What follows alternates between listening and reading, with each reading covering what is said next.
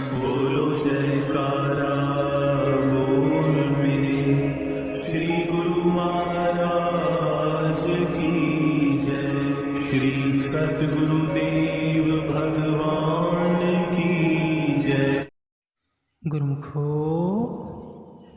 जो नाम का मीठा अमृत पी लेते हैं वे अमर हो जाते हैं, लेकिन कोई विरले भाग्यशाली गुरुमुखी इस रस का पान करते हैं।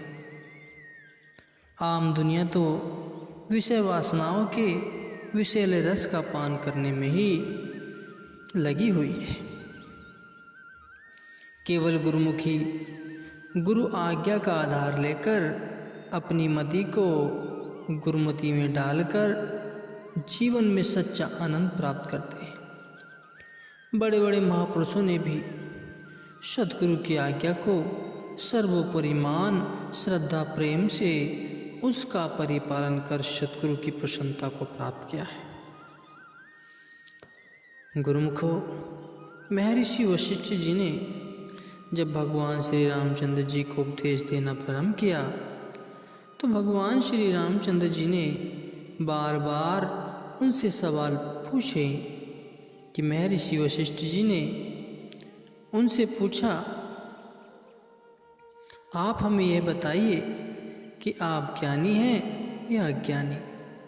अगर आप ज्ञानी हैं तो आपको कुछ भी सुनने की आवश्यकता नहीं।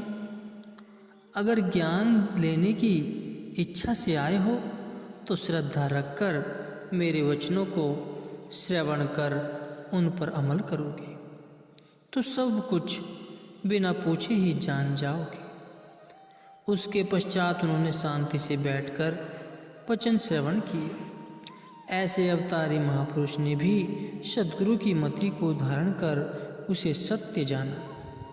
इसलिए हमें भी हर वक्त अपने मन एवं बुद्धि को परे रखकर श्रद्धा सहित गुरुमति को अपनाना चाहिए। गुरुवाणी में कहा गया है, कहु नानक जी हुक्म पश्चाता, प्रभु साहिब का नीति भेदु जाता। सत्पुरुष कथन करते हैं कि जो प्रभु परमात्मा के हुक्म वे उनकी रजा को जान लेते हैं, वे मालिक की धुर दरगाही वाणी के गूढ़ रहस्य का भेद पा लेते हैं।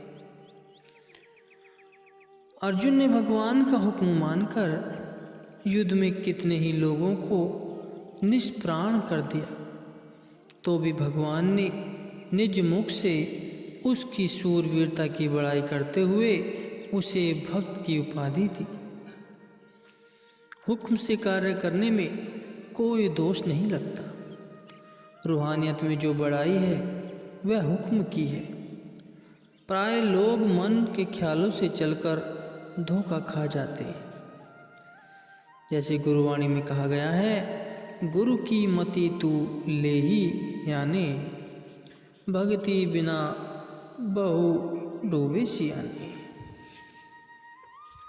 अर्थात सत्पुरुष फरमाते हैं कि हे भोले प्राणी, तू गुरुमति धारण कर। भाव यह है कि उनकी शरण में आकर उनके सदुपदेशों का आचरण कर। गुरु की भक्ति बिना बहुत बुद्धिमान प्राणी भी मोह की लहरों में डूब गए। पूर्ण सद्गुरु की आवाज़ परमात्मा की आवाज़ है। उनके हुक्म का मनन करोगे तो वे स्वयं भी आपकी रक्षा करेंगे और कोई भी दुख कष्ट व क्लेश आपके पास नहीं आ सकेगा। जो सद्गुरु के हुक्म के अंदर रहकर मन इंद्रियों को जीतकर 5 विकारों से सुरक्षित हो गए हैं, उन्होंने ही रूहानियत उन्नति की है। इसलिए जिसको सच्चे सुख की प्राप्ति की हो और जो मनुष्य जन्म की सफलता चाहता हो तो वह मनमति का त्याग कर कर गुरुमति को ग्रहण करे तो कुदरत भी की सभी शक्तियाँ उसका साथ देंगी और वह लोक में भी सुखी रहेगा और परलोक में भी सुखी हो जाएगा। महापुरुष फरमाते हैं, निंद्रा भोजन भोग भय ये पशु पुरुष समान, नरन ज्ञान निज अधिकता ज्ञान बिना पशु जान। नींद करना, भोजन खाना, परिवार की वृद्धि करना, शत्रु के भय से स्वयं को बचाना, ये सब समझ तो पशु और पुरुषों में समान है। इंसान की बढ़ाई तो यह है कि उसको वह बुद्धि प्राप्त है जिससे वह सत्पुरुषों द्वारा ज्ञान प्राप्त कर सकता है। कुंभे बंधा जलू रहे, जल बिनु कुंभ न होए, ज्ञान का बांधा मनु रहे, गुरु बिनु ज्ञान न होए। कि जैसे घड़े के बिना जल नहीं टिक सकता, परंतु जल के बिना घड़ा नहीं बन सकता, वैसे ही मन ज्ञान के बंधन से टिका रहता है, परंतु गुरु के बिना आत्मज्ञान की उपलब्धि नहीं हो सकती। जैसे दुनिया में प्रत्येक वस्तु अपनी अपनी जगह से मिलती है, जैसे ज्ञान भी वक्त के संत सद्गुरु से प्राप्त होता है। जब दुनिया की तुच्छ चीज़ों को भी बिना मूल्य के नहीं पा सकते, तो ज्ञान रूपी अनमोल रत्न बिना कुछ अर्पण किए कैसे मिलेगा।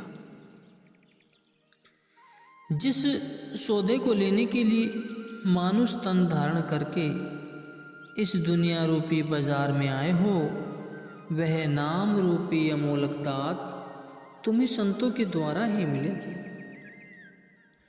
अगर तुम्हारे मन में लेस मात्र भी अहंकार होगा तो यह सौदा नहीं मिलेगा। मन को अहंकार रहित करके ही इस अमोलिक नाम की दात को प्राप्त किया जा सकता है।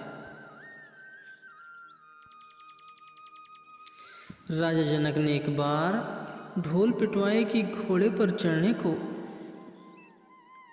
जितना समय लगता है, उतनी देर में जो मुझे ज्ञान दे देगा उसी को मैं अपना गुरु मानूंगा। हजारों विद्वान और पंडित राज दरबार में एकत्रित हुए, परंतु कोई भी राजा जनक को संतुष्ट नहीं कर सका। तभी दरबार में मुनि अष्टवर्क जी का आना हुआ। उन्होंने राजा जनक को कहा कि राजन, कोई साधारण वस्तु भी बिना मूल्य की नहीं मिलती। फिर यह आत्मज्ञान तो सर्वोत्तम पदार्थ है, वह बिना कुछ अर्पण किए कैसे प्राप्त हो सकता है। इसे प्राप्त करने के लिए आप पहले अपना मन तन धन मुझे सौंप दें, फिर मैं आपको यह अमूल्य और बहुमूल्य अनमोल ज्ञान प्राप्त कराऊंगा। यह मनुष्य तन विष की बेल की तरह है और सद्गुरु अमृत की खान है। अगर शीश भेंट करने पर भी सद्गुरु की प्राप्ति हो जाती तो भी इसे सौदे को सस्ता न समझो। राजा जनक ने तुरंत ही विचार करके अपना तन मन धन मुनि अष्टवक्र जी को सौंपने का संकल्प लिया। तत्पश्चात राजा ने आदेश लेकर जैसे ही घोड़ा मंगवाना चाहा, मुनि अष्टवक्र जी ने तत्काल उन्हें ऐसा करने से रोकते हुए कहा, राजन, आप अपना मन मुझे सौंप चुके हैं। अब दी हुई किसी भी वस्तु का आपका इस राज्य पर कोई अधिकार नहीं। इस मन को मेरे सिवाय आप कहीं भी नहीं लगा सकते। यह सुनकर राजा जनक ने अपनी समस्त चित्तवृत्तियों को सतगुरु के ध्यान में केंद्रित कर लिया। मन की चंचलता समाप्त हो गई। मुनि अष्टवक्र जी ने उनकी सुरती को तत्काल अपने चरणों में खींचकर उन्हें शाश्वत आनंद से सराबोर कर दिया। संत पुरुष की यारसी संतों की ही देह, लखा जो चहे अलख को उन्हीं में लख ले। जिस प्रकार शीशे में अपना प्रतिबिंब या अपना स्वरूप दृष्टिगोचर होता है, उसी प्रकार सद्गुरु के ध्यान से अलख पुरुष का दर्शन होता है। सद्गुरु की देह दिव्य अमृत से भरी होती है उनके दर्शन ध्यान से सुरती स्वतः ही पिंड देश से उठकर ब्रह्मांड देश की सैर करने लगती है। राजा जनक पहले से ही एक उच्च कोटि के संस्कारी और बुद्धिमान पुरुष थे। उन्हें तो केवल पूर्ण सद्गुरु के मिलाप की आवश्यकता थी। गुरु अष्टवक्र जी से रूहानी ज्ञान की दीक्षा प्राप्त करके वे उनके चरणों में नतमस्तक हो गए।